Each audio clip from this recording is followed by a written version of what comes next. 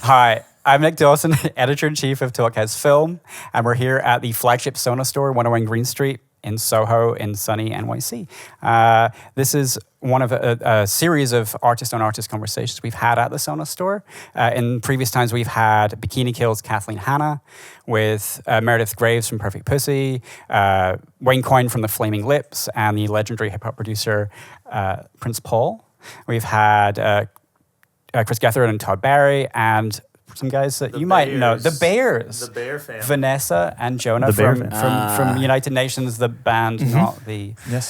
So we're here pair. in the basement at Sonos. We have Thurston Moore's tape wall, which if you come by the store, you can check out this, check out all the wireless sound systems that Taran was just talking about. Great display. And also the Sonos Playbase, which, as well as playing music, brings theater quality sound into your home. So we have two very special guests today. Kyle Mooney, Taran Killam. Kyle is you guys have met before, I think. It's cool to be here, though. Taran was just a second ago in his Hamilton baseball shirt. We'll talk about. I'm sure you guys will talk about that. Softball shirt, yeah. Softball shirt. Yeah. Sorry, in just a second. Right. Kyle, of course, these guys are both SNL alums. I guess you're not an alum yet because you're still in the thick of it. But it's the summertime, so I get to hang a little bit. Yeah. And the reason we're here is basically Brigsby Bear, which Kyle's the co-writer and star of. Yes. Which is coming out July 28th through Sony Pictures Classics. You got it. And is basically one of my favorite films of the summer. Sort of like Nick? I'm sorry. We should have talked about this before. But it's charming, it's quirky, it's very sweet. It's kind of a love letter to friendship and filmmaking. And you should definitely go check it out. And Taran, of course, SNL alum. Yeah, seen it. I've seen Brigsby Bear. I love it as well. Yeah. One of my favorites as well. And I'm very excited to talk to Kyle about it. Yeah. Kyle and I are buds from SNL, but I was a fan of his beforehand from his sketch comedy group, Good Neighbor. Am I hijacking? You're hijacking. I apologize. That's good. I don't know how this goes. So I'm just going to just not everyone knows who you are, but I like to sort of brag on your behalf. Yeah, please. Like 12 Years a Slave. That's right. You recently were King George III in Hamilton, which is, of course, is why correct. you're still playing softball for those guys. Yep. And you are a very important person to my 7-year-old daughter who knows you as the voice of Nature Cat. That's awesome. She asked me today, does he know the people who make the show? Can he please ask them to put more episodes up on the website? We're recording season 2 right now. We will.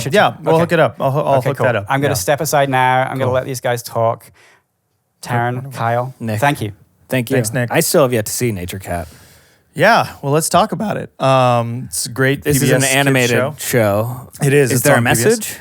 It's usually in support and discovery of things in nature and about. Is this a cat that lives? He's Fred the house cat, but when his owners leave, he goes outside and he plays with his group of outdoor adventurers who are also animals.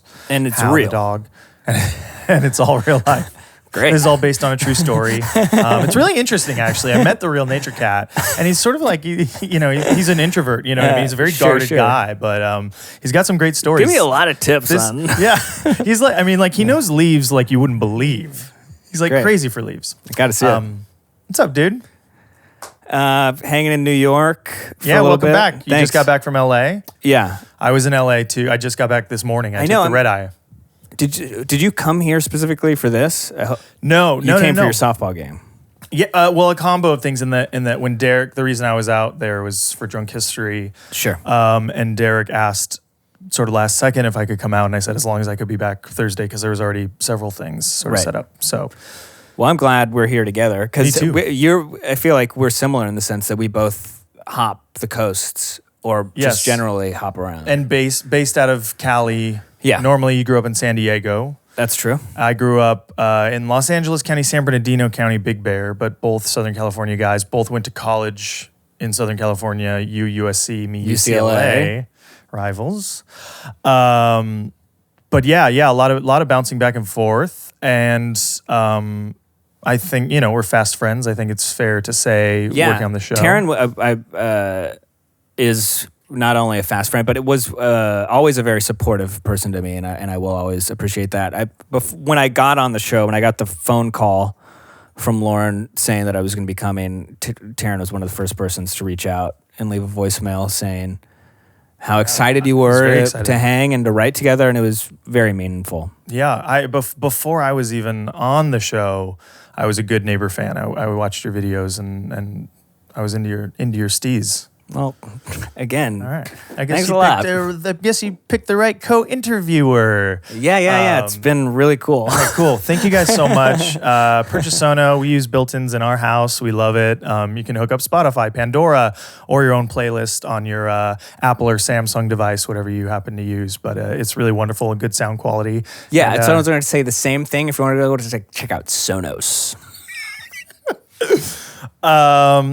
Now, to switch gears to the purpose of being here, another thing we have in common is that we both kind of got to make movies last summer. We were making movies at the same time. Yeah, exactly. And we're sharing stories all through sort of development and through getting production happening. I remember even you were very kind to let me read the script when you were like initially having meetings. And you wrote it. What is the name of your co-writer? Remind me. Kevin Costello. Yes, wrote it with me. And so that's who you're with in China. Yes. Yeah. And he is somebody I've known. I met in 7th grade at Wagenheim Middle School. If there are any Wildcats out there. Woo! And I pitched it to him probably in the spring of 2013. Incidentally, I got on the show in the summer of 2013, and we kind of were working on it back and forth when I got breaks.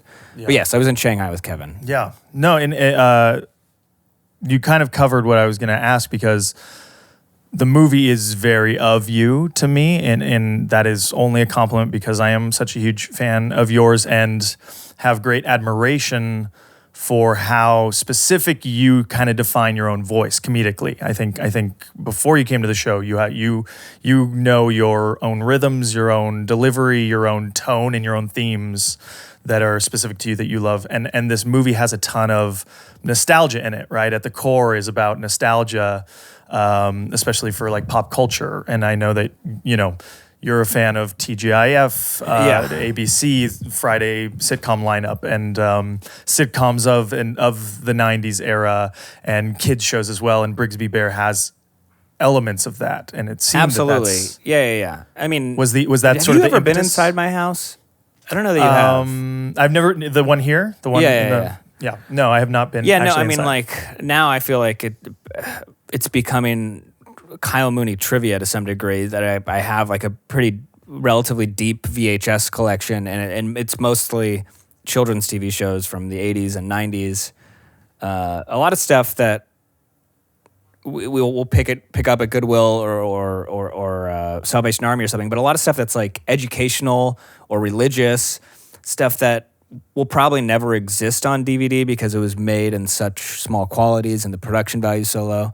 But yeah, that's the type of stuff I've always been drawn to, and maybe it's just because I'm a pretty nostalgic person. But I mean, I feel like you're Taran and I try to go to Disneyland once a year together, so I feel like we have maybe similar brains in that way. Yeah, I mean, and I'll pose this as a question by sort of explaining my relationship with that, is that it just represents a time to me that was carefree and fun and in a lot of ways like stuff that I love. I love Star Wars, and I love a lot of comic book stuff, and I love all sorts of Saturday morning kind of cartoon, Voltron and Thundercats and Disneyland, particularly growing up in Southern California. Yeah.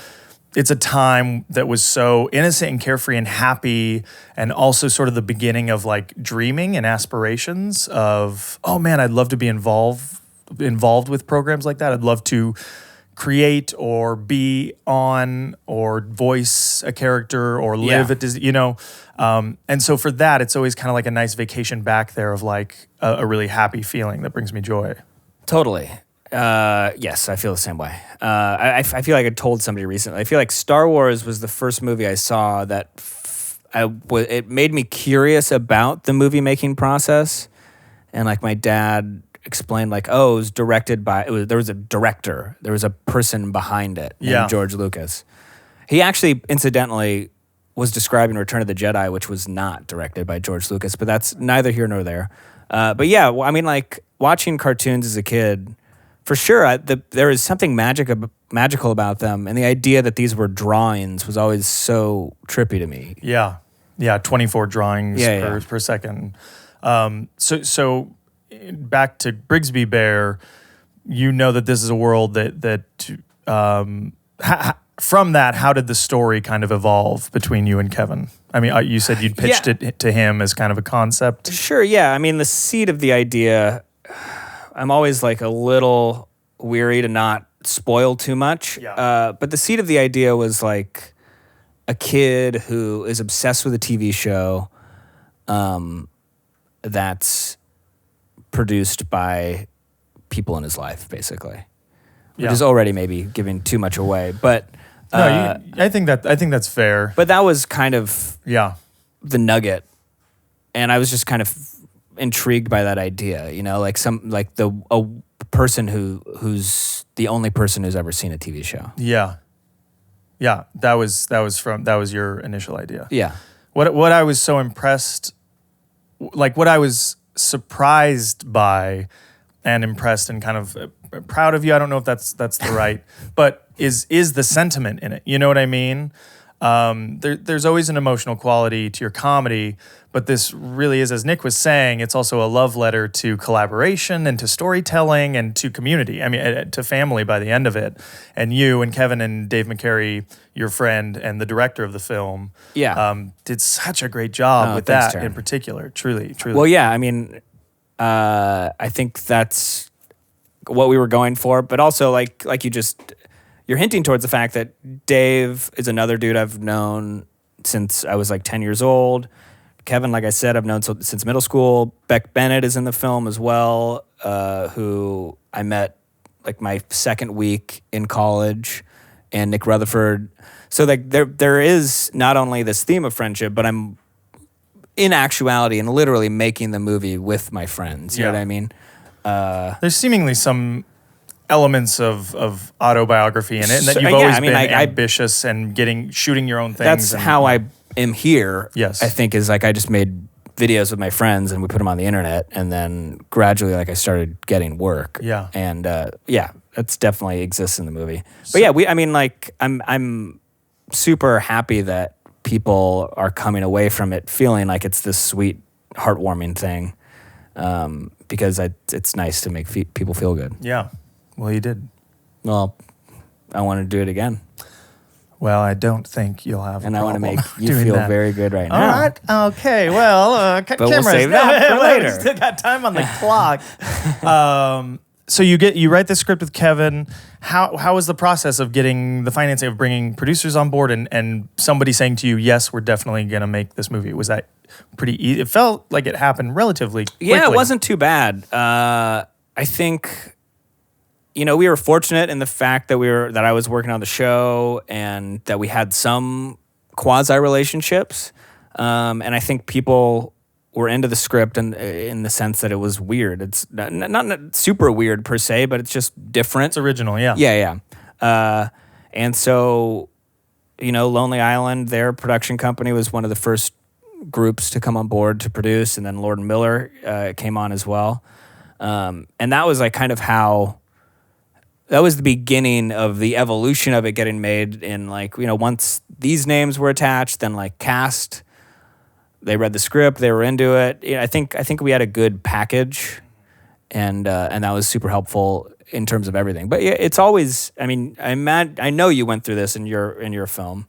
Yeah. Which is like when you're casting, you know, it's a tough thing where it's like you need money to get people to be in it, but you need people in it to get money, and then also people like drop out. You know, they'll make a commitment to you, and then they won't come through. Yeah. With that being said, I mean, like, I can't imagine my movie made without the cast that's there. You know? Yeah, no, the cast is amazing. Greg Kinnear, yourself, Beck, as you said, Claire Danes, which is awesome. Matt Walsh, Mark Hamill, Jane Michaela Adams. Watkins. Yep. Yeah, it's a good one. You guys did good.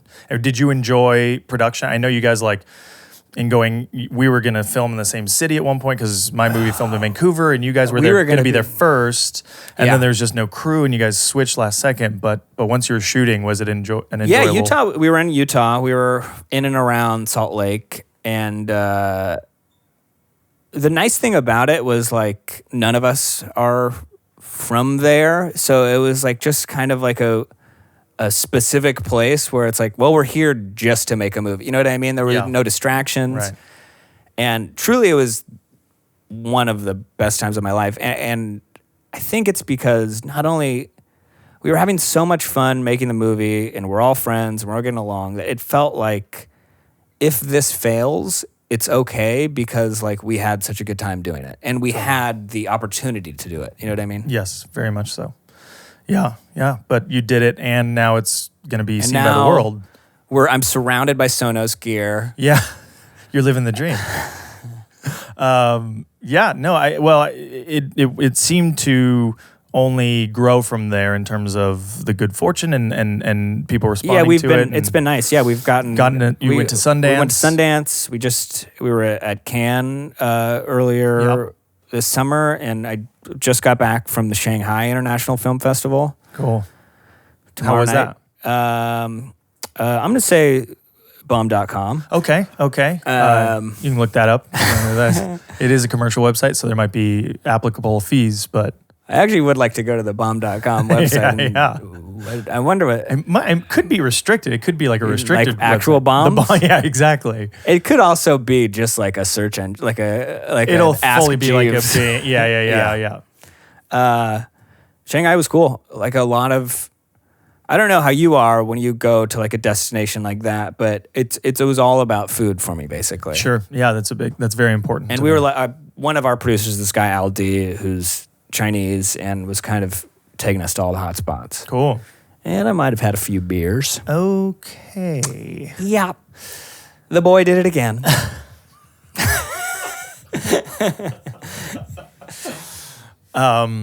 It comes out in July in theaters. Did some karaoke too. Yes. You did some karaoke? You did? Yeah. Well, okay. Well, sorry, I'm going to jump back because karaoke is, it's very important to me and it's kind of a big part of our relationship. You're a good singer. Thank you very much. I'd like to think. Kind of you. So I don't know what that is Shanghai? What is there a book? Is it digital? Because I went to karaoke in Boston in Chinatown, which is I think the closest to your experience. And English was like in the Chinatown within Boston. Yeah. Massachusetts. And English was like the sixth option.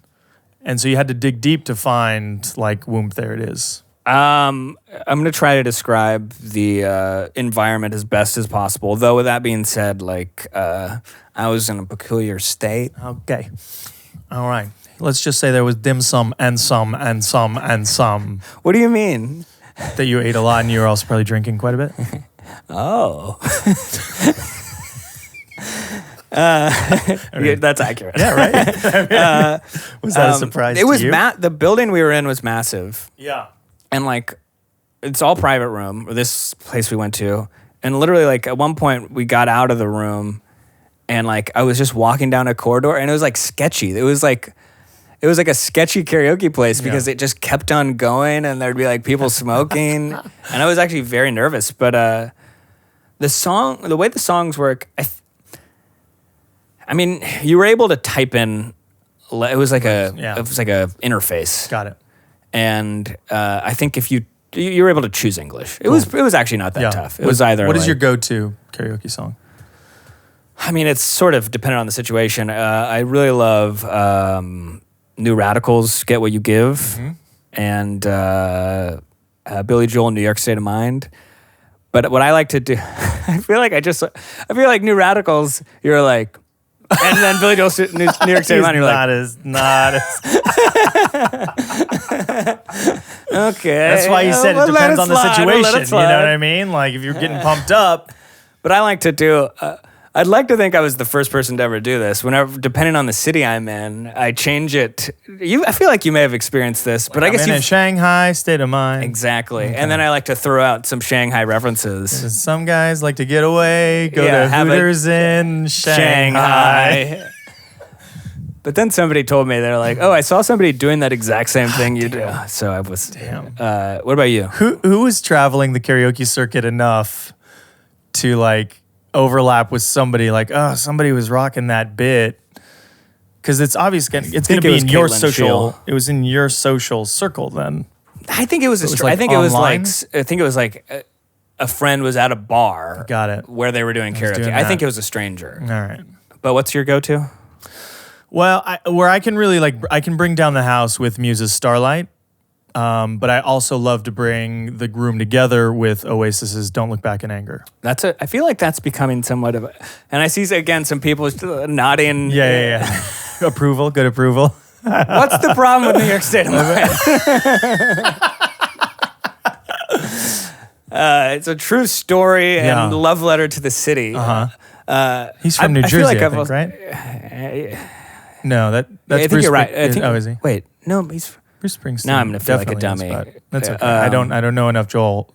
I always feel like, and correct me if I'm wrong, I feel like there's an Elton Joel. I just spoiled the Elton John camp and a Billy Joel camp. That those two. That's a they're like two sides of the same coin, kind of. But like you either have a preference for Elton John or Billy Joel. Right. And my father and his Nissan 300ZX had the Billy Joel Greatest Hits Volume 1 and 2 as I made my way through childhood. So I think that was kind of the reason for me being big into him. Got it. But I feel like when I don't know how many times we've done karaoke together. I'm going to say 4, 6. That's it? No. 10. At least. I guess I forgot all of the that they're like afters that we do. The afters. Yeah. But I feel like I remember you doing some. Have you done any like NSYNC or Backstreet Boys? I feel like I remember like a 90s-esque boy band or something like that. I love all 90s boy band bands and songs. I was more NSYNC than Backstreet, but I have much love for Backstreet. I liked a 98 Degrees. I liked a 5. Do you remember 5? Was that with the number 5? When the lights go out. Yeah. All the word you not express. Shanghai and tenderness. Please don't use my thing. I apologize. I feel like I've seen a few guys do it. But yeah. You were in a boy band, weren't you? No, I would have died too. I don't know why I've created this mythos in my head. I think I can explain it in that you were in a Disney Channel original movie where I played kind of like a boy band pop star guy. Growing up, I would have killed to be in a boy band. You would have also killed. You would have crushed. I think I could have been okay because I think there was like a couple stages. There was like when I was maybe 13. I felt like I was pretty young. Like my mom like called into like Capitol Records or whatever and said like my son wants to sing, and so she actually got me an audition to go in for some. I don't know who it was, but and I was in the room and I sang. The theory being like they're either forming boy bands or it's like an open to hear call. Talent and like connect you and see if package, because like I feel like those boy bands were kind of put together. Like they didn't necessarily find each other organically. Sometimes they did, but there's a guy that like put Lou Pearlman, Pearlman. Who died in jail, I think. Well, that's awkward. Bring it down. But he was also apparently a horrible human being. So I watched the Backstreet Boys documentary. I would have done anything to be under the guidance of the horrible crook that is Lou Pearlman. At that time, sure. I wanted like MMC. I was really into Kids Incorporated. I love Kids Incorporated. That was a big after school television era for me. Yeah, those Kids Incorporated has a very strong alumni. Yes, Fergie, Jennifer at the time Jennifer Love Hewitt. Hewitt. She was just love. Is there somebody else? Well, Mario Lopez actually was a dancer and played drums in the background Pre-Saved by the Bell. Also, see, the thing is, like, I feel bad because I can't. I'm gonna forget these names. Do you know that one song? It's like Toy Tin Soldiers or something like that. Does anyone know that song? Toy Soldiers? Toy Soldiers. Yeah, that Eminem? one. Yeah. So we Oh, no, there's like a step song by from step, the late... left to right, Yeah. inch by inch, we all fall down. But that's like a female singer from the Toy late 80s. soldiers. And it's a singular it's name. Sample. It's a sample for it. I know it from the Eminem And song. she was She was there also a Kid Incorporated. I just had like fantasy dreams of just like being on the show and like dating whoever. And there was a girl, I can't remember her name, but she had like very black hair and like bangs, and she always wore like bright lipstick, and I was like in love with her. I don't remember her name either. Yeah. But I still see her face. But yeah, but I wanted to. I also remember when NSYNC like first came out, Disney Channel would do like live from Orlando, meet NSYNC concert. And they would do like, they'd play 3 songs and they'd be like, it's tearing up my, and they'd do like all the big hits. And then there'd be interludes where you got to like spend time with each band member and watch. And I remember watching it, like meeting all the guys. Lance's was like, I love horseback riding. I love horses, and I love going jet skiing. And I was like, Lance is my dude. Yeah, Lance that's is my a guy. sick lifestyle. I mean, if I could give it up now, if I could cash in, ride horses and jet skis, you'd never. What are you into? Yeah. What are you into? Horses and jet skis. Horses, jet skis. Let's see. On land, riding horses. On water, probably more jet ski guy. Have you revisited MMC, which is the new Mickey Mouse Club? Not like clips, like Yeah, I have as well. But I it's love- it's there are like some really wonderful moments between Justin Timberlake and Ryan Gosling, who is also on the show. But there's the skits in between the songs they perform are stellar. They're really fun. And like you can't always a tight tell premise. Yeah, exactly. Super tight premise. Good joke structure. Yeah. There's one like it's worth checking it out on YouTube. It's a skit involving the girl group Escape. Escape, yes, with an X, yeah. Yeah. Yeah, of course. And it's just Justin and Ryan riffing with them about like how they came up with their name, but yeah. It kind of writes itself. That should come out July 28th in the theaters. Maybe it could be like your Pixar short before Brigsby Bear. How does that work? Stay tuned. Disney, I wonder the Pixar shorts? Well, it's all like in studio produced content. And those are computer graphics? Yeah, so they work on a 3D grid graphic landscape. They're building the models, and that kind of sets the motion of Okay, these but who's characters. Luxo Jr.? Now that's above my pay grade. He's the lamp. Okay, He's the lamp that becomes the eye. Duh.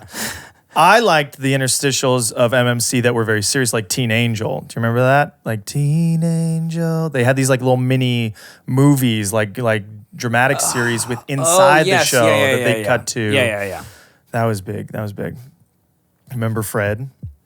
Was he like the adult? Yes. Yeah. Yeah. A lot of those shows have that. Yeah. I feel like you can't do that on television, add like adults. Yeah. I don't know. The All Kids that didn't Incorporated really. did. I don't think Kids Incorporated. Saved by the Bell, obviously, Mr. Belding, and then Max. Yeah. Saved by the Bell is my favorite TV That's your show. favorite ever. I think so. You've obviously, and do you include Miss Good Morning, Mrs. What is Bliss? it? Yeah, Miss Bliss. Yeah, because Is that canon? Well, it is, though. This is common knowledge and trivia to people who are fans of the show. In that show, their school was located in like Indiana, and then when it came to NBC, Zach, it was moved to Lisa and Screech. Conceivably moved together. Their 3 families moved. Well, together. no, they just kind of tried to fake it as. I see. I see. Yeah. It was just a creative shift. Yeah. Got it. Yeah. Where do you land in the Tory era versus like Kelly Kapowski? Because like, or like Tory kind of took over for Jesse, right? Is that right? Both Jesse and Kelly were gone. Were in gone, the and Tory episodes. came in. Interesting. Where do I stand? Yeah, I will say I wasn't like the biggest Tory fan. Sure. She was very aggressive. Yeah. She was very hostile. And I don't know that I fully believed the commitment to the character in the first place. Well, I'm not going to go that far. Okay. What I will say is that as like a probably 8 or 9 year old kid. Like it was definitely like abstract. Yeah. Well, who's It's this? like, whoa, is nobody going to talk about the fact that Kelly Kapowski is nowhere to be seen? Yeah. But do you know the story behind that? No. What happened was they had a contract to shoot so many episodes with the entire cast, and the show was like so popular that they asked to do more, and basically Tiffany Amber Thiessen and Elizabeth Berkley were like, no, we're out of it. We're out of this. Yeah. So they shot those more episodes. They hired Tori, the person who played Tori. Yeah. But they did, within those episodes they shot with Kelly and Jesse, they managed to shoot like the graduation episode. Got it. So like as they probably aired live, it would have been like Tori, That's what it felt like. Kelly, Jesse. And then, that they came back. Yeah. But Tori But was no always mention- after the fact. Yeah, exactly. Yeah. And where did the beach Leah Remini series that fit was- into that? I think that was the season right prior to that, like senior year. To the last year. Okay. Yeah. Got it. Were you a college years fan? You know, at the time, I don't know that I saw every episode, but I have recently revisited, and now I can say I'm a full-on completist. Yeah. I've seen every episode of College Years and Wedding in Vegas. I guess I haven't rewatched. There's like a Hawaii one trip yeah. that I haven't rewatched. I remember seeing that. Yeah. Well, if I congratulate you on anything that's happening in your life, congratulations on that. Yeah, I don't know what it means. It means you're a fan. It means you're a true But fan. I do like Dave, for instance, who, taking it back to the film, Brigsby Bear, the film we made. film that you made and star in and is wonderful and is out in theaters July 28th. Yeah. Is that New York, LA, or is there Yeah. other New York, LA, and then we'll like, expand afterwards? Hoping people go to see it. Then Exciting. More, Okay. more theaters. But yeah, Dave grew up with me, so we can share like Saved by the Bell references, and that's kind of, you know what I mean. There are like little moments that I'll think of, like, oh man, wasn't it crazy? I don't know. There are a lot of, I could go off on a SBTB tangent, truly. Were there other ones that you liked even half as much? TV shows generally? Yeah. Well, like you said, I meant Malibu Dreams or City Guys. California Dreams. California Dreams. Sorry, Malibu. Yeah. I think it was Malibu, California. Okay. Or something like that. I apologize. Malibu, CA. I apologize. Yeah, Hang Time, the TNBC lineup. Yeah. No, nothing. I mean, I like, in theory, I'd watch, I'd try to, I could be into California Dreams. Yeah. But I liked it. I mean, I watched it, but I don't know much it'll about never it. be Saved by the Bell. No. Favorite episode? Fuck. I'm gonna say the episode where it's Running Zach, where Zach learns that he has Native American ancestry, and at the same time, this is so crazy. This is crazy to me, and it makes me laugh. Lisa is talking about her ancestry and her family. They were slaves, and Jesse's family were slave owners. Oh dear. So like throughout the episode, Jesse is like apologizing to Lisa, Okay. All and right. also like They Zach. covered so many topics. Yeah. They covered a wide range. But Zach in that episode. Zach like initially just does like some really weak research into his lineage and does like a very stereotypical like Indian chief presentation. Yeah. And his teacher's like, nah, you got to go meet this guy. Who is the teacher again? Mrs. Jacker?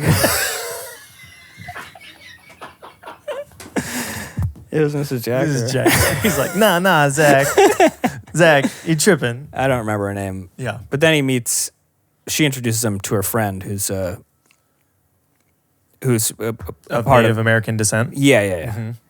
And Opens his eyes and his heart, probably a little bit by the end of the episode.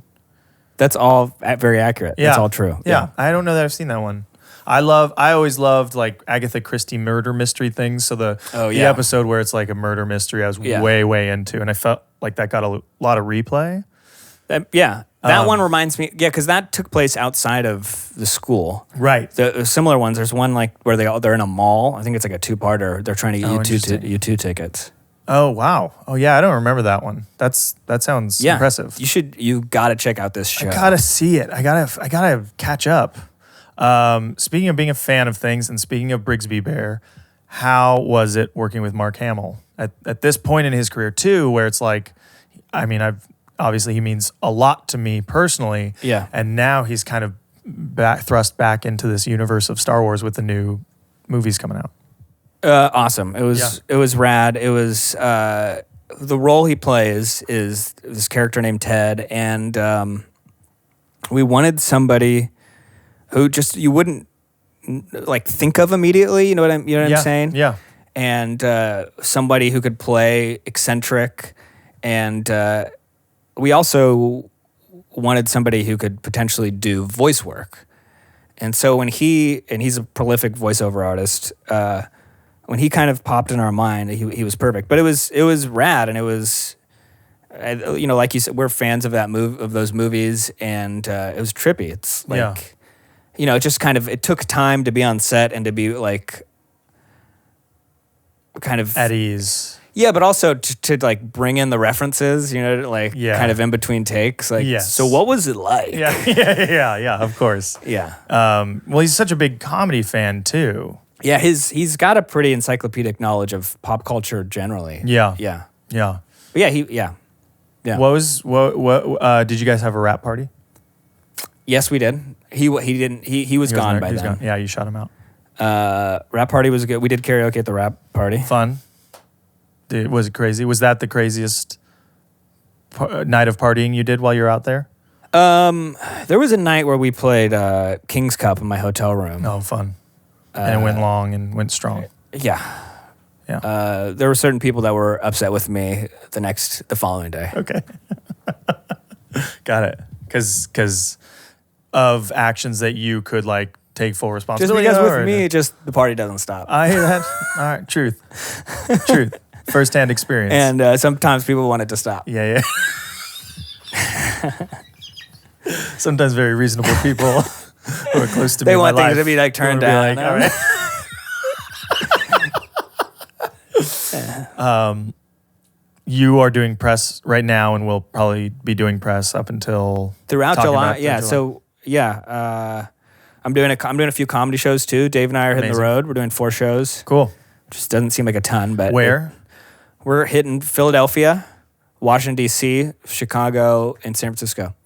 Awesome.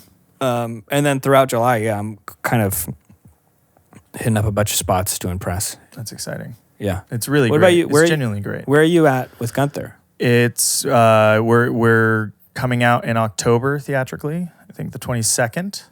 So you got to work with another icon, Arnold Schwarzenegger. Yeah, that was a trip. That was very exciting because he's sort of the villain of our movie. Spoiler alert. And we always kind of wanted to cast it as like a third act reveal because we're chasing him down. He's sort of like this boogeyman. And as soon as he was interested, it kind of changed everything. Only in good ways, but you aren't going to keep that a secret, really. Sure. Yeah.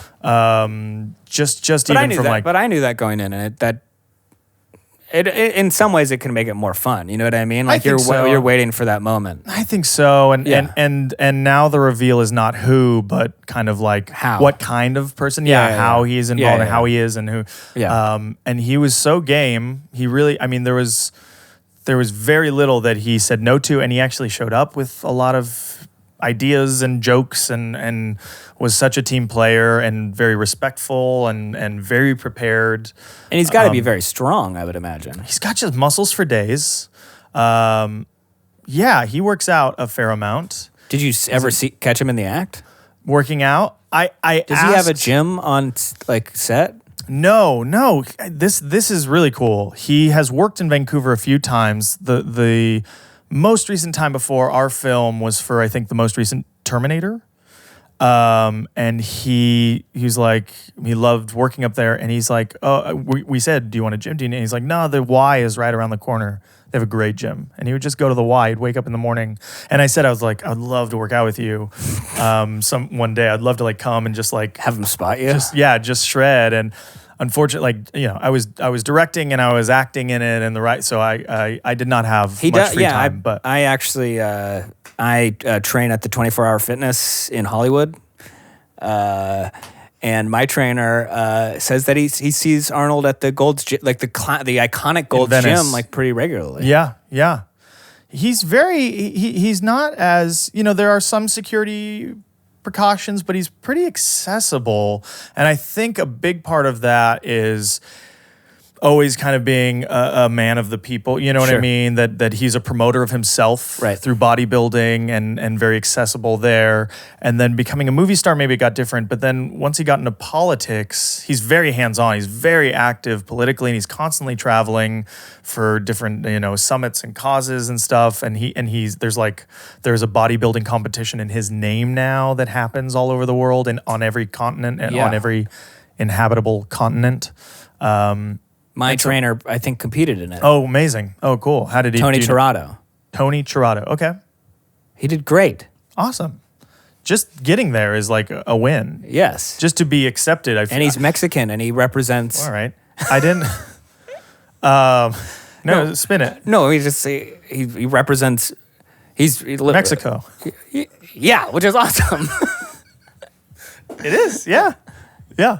He's got to be very... strong. Why your publicists are like freaking out? Did you just say Mexico?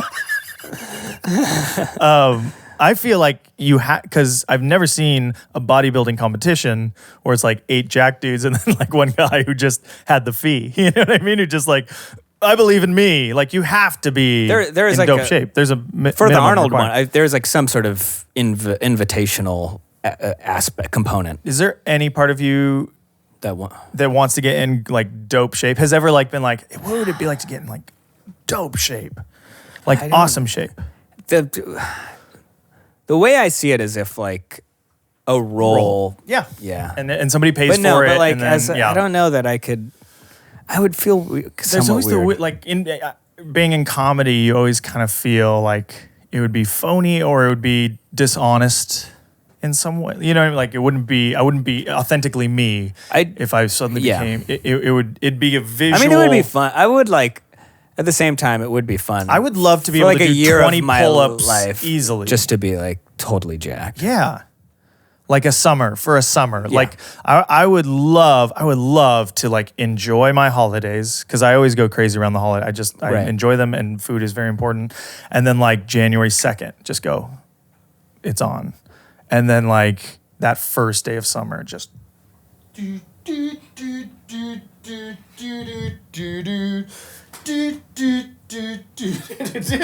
not into it.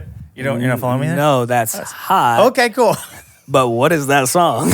It's from Fast Times at Ridgemont High. Oh, okay. It's the I thought Phoebe it was Cates, Phoebe Cates song when freestyle. Don't Stop the Rock. Don't know if you know that one, but it's like Don't stop the rock. Can't stop the rock. You can't stop it's the actually, rock. Actually, it's do do do do do do do do do. Or is that Push It by Salt and Pepper? Yeah. Now I can't remember the melody. Don't. That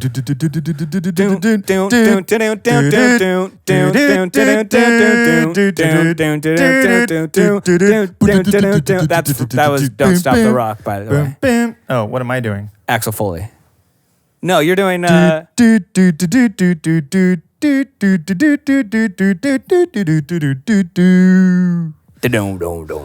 you watching Glow? I've not started yet, but I will, and I've got some pals who worked on it. Right, so man. It's really great, and I bring it up just because they in episode 2 they use "Stir It Up," which is maybe my favorite song from Beverly Hills Cop. It's like when he arrives, like doom doom, ba doom boom boom boom doom, ba doom doom doom doom doom. I can't do it different no more. Stir it up, got to leave it up, shop. If I live by tomorrow, I'm not gonna take it anymore. Ba-doom, boom, boom, boom, boom. Ba-doom, boom, boom, boom, boom. Ba-doom, boom, boom, boom, boom. Wait, how does the song go? I don't remember. I don't remember Stir It Up, to be honest. You don't remember Stir It Up? If you watch it again, you'll be like, oh, yeah, I'm into that. Would you make another movie? I would like to, yeah. Do you have any inkling of what it could be? I've got 2 little ideas. Yeah? Yeah. Okay. But you want to kind of play them close to the vest, obviously. Yeah, I'm kind of like one of those knock on wood guys. You know what Yeah? I mean? Like, Okay. I'm very superstitious. Okay. I didn't know that. But let's I don't just think say, I realized that. Oh, yeah. You're very superstitious. Yeah. Are there any, at SNL, are there any show rituals that you have, like on tape night? Yes. Yeah. Okay. Cool. How did Brigsby Bear happen outside of the show? Did you pitch it first to Broadway and then? I did. Yeah. And they said go with Grace and we Yeah. support you and yeah. I mean, like, I guess, which it turned out rad because that's how Lonely Island and Lord and Miller got involved. Yeah. But I mean, I'm sure one could make the argument that it's not a specifically Saturday Night Live movie. Sure. Yeah. No. It feels very much like a Kyle Mooney movie, like a Kyle Mooney, Dave McCary movie. Cool. Yeah. And I look forward to seeing many more. What about you? I do. I kind of know. I said earlier I love like sort of murder mysteries, so I'd love to do Oh, yeah. a little sort of. I have an idea for comedic. Sort of. I love The Thin. Do you know The Thin Man? Do you know those movies? That franchise. I love that. I love. It's sort of like Screwball, but he and his wife are a comedic relationship, but they're very grounded, and everybody around them are very heightened characters. Got it. So something in that vein, I'd really like to do. Have you But seen, I want to say it's Murder by Death? Yes, very much so. You ever made it with a fat waitress? You remember that line? Peter Falk? He's basically playing like Humphrey Bogart. Yeah. He's like, and he's talking to, I think, the character who's supposed to be like the thin man. And he's like, you ever made it with a fat waitress? And he's You like, do a good no, Falk. I don't really. Bill does like maybe the best ever. Have you seen his? I have. I mean, yeah, not in recent memory, but Yeah. I have. Anyway, he's like, I love Peter Falk. You've never had good sex until you've done it with a big waitress. And that always made me laugh and still kind of does. I've only seen it once, but it seems like you've seen I've it. seen it a few times. I think Yeah. because I love they are spoofing Maltese Falcon and they're spoofing The Thin Man and they're spoofing Charlie Chan mysteries, Yeah. which are like horribly offensive now. Right. But growing up, they were like available at the library, so we would like rent those, and there's a big franchise there. And I just always liked the whodunit, which has kind of become TV shows a little bit, you know what I mean? Like Law and Order Sure. changed the whodunit into an episodic thing. But I still think it can be done in a narrative film with engaging characters. I think that would be the Yeah, well, goal. if you want me to pitch any jokes or anything. You want to do some punch-ups for me? Yeah, I'm That'd be down. tight. That'd be tight. I think the world of you. I enjoy hanging out with you. I look forward to our Disneyland trip this coming summer, hopefully. I feel the same way. I love you very much, brother. I'm proud of you. Brigsby Bear is fantastic. It's Thanks, like Taran. hilarious and beautiful, and I hope everybody who hears and sees this goes and watches that film. And support independent filmmaking. Yeah, exactly right. It's And- in some ways the future, because it's either big budget superhero franchise blockbusters or you kind of got to do it grassroots, which we did. Thank you so much, Go guys. Bayside. By the way, I have to say, Martika is the name you were looking for. Martika, did you know it immediately? No, I had to look it up. Okay. Oh, okay. But Then I don't. Taryn, Yes. Kyle, Nick. thank you so much for doing this. Thank Yeah. you. Brigsby Bear, July 28th. Gunther. Killing Gunther. Killing Gunther. Killing Gunther, October 22nd. October 22nd. Yeah. We will look out for that. We should talk about that later. Thank you. Yeah, I'd love Okay. to talk about it more. And thank you to Sonos. Thank you very much. Over and out. Thank you.